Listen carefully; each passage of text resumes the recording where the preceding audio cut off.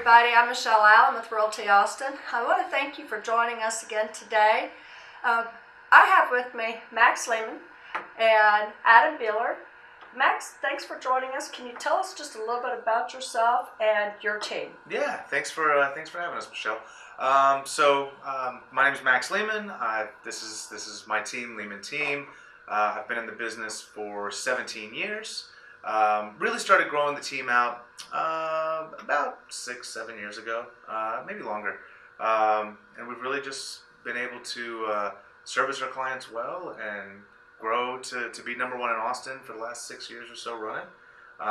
Adam's been with me for a couple of years now, and we've got a great support staff and just here to help people get into homes. Wonderful, wonderful. Adam, how long have you been in the business? I've been in the mortgage business about 14 years, all of it in Austin, serving Central Texas.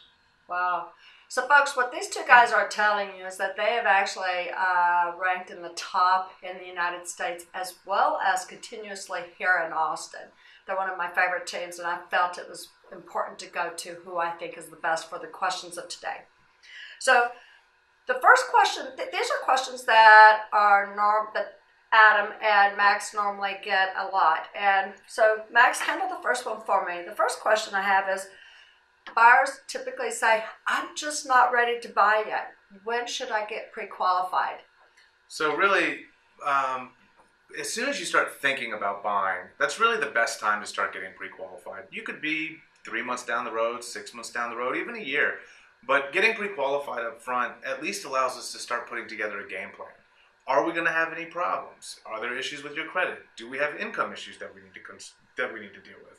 There's a lot of different factors that go into getting approved for a loan, and the earlier that we can address them, the easier the process will be once you find that house and get under contract. So we encourage everybody to at least fill out the app and send us their docs early so we can come up with a game plan. I have a quick question. So when someone does get pre-qualified, and let's say they're not going to be purchasing for 6 to 8 months down the road, does it hurt them to do the application and have you all run their credit initially? No, it doesn't. It doesn't. That's one of the big misconceptions. People think that every time you pull your credit, you're going to lose a lot of points. Frankly, 1 or 2 credit report pulls really does not have a negative effect on you. There's plenty of times where we pull a credit report and we have to pull it again a month or 2 later for one reason or another, and the scores have gotten better. So that's really not something to be concerned about. Okay, all right. Thanks for addressing that for me. Mm-hmm. Adam, this one's for you. How much should I put down? What is the typical amount that most people put down when they're purchasing a home today? Well, I think most people think that you have to put down 20%. We have conventional programs with as little as 3% down, some other programs with as little as 0 down. There's down payment assistance programs that can help so they don't have to bring any money to the table as well. The answer is not the same for everybody, depending on your situation, is this your first time buying, or do you have a large investment to put into it? Everyone's a little bit different, so once we look at the individual scenario, then we can kind of figure out what's best for you. Okay. Well, that's good to hear. So you mentioned that there are some 0 down programs. What are a couple of those maybe name 1 or 2 of those 0 down programs that people may not be aware of that more people may be able to qualify for? Well, the only true 0 down program is a VA loan, which requires 0 down payment for veterans. We also have down payment assistance programs, which piggyback with conventional VA, FHA loans to give a grant. Depending on where you're buying, first-time home buyer, there's some income limitations to that gives you money towards the down payment so that you're effectively coming in with nothing. Awesome. Yeah, as a matter of fact, I've actually had a client that was able to use one of the grant programs that you all have, and it affected her tremendously. It was able to help her get into a home that she otherwise would not have been able to afford. Mm-hmm. Max, back to you.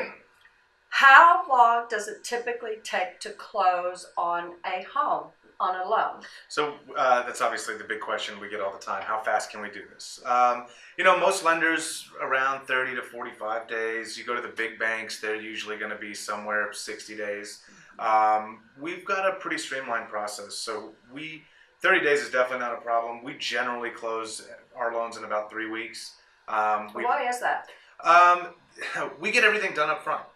So we're gonna have you fill out the application. We're gonna have you send us all of your income and asset documentation, and we're gonna go through everything so that when you find that property and you're under contract, we've already done all the heavy lifting. Instead of where a lot of banks they'll pull your credit and issue a letter and you're good to go, and that's fine. But that's why you see people running into problems at the end, because no due diligence was done up front. And now you're scrambling at the end and mistakes are made, and that's where you hear all the horror stories.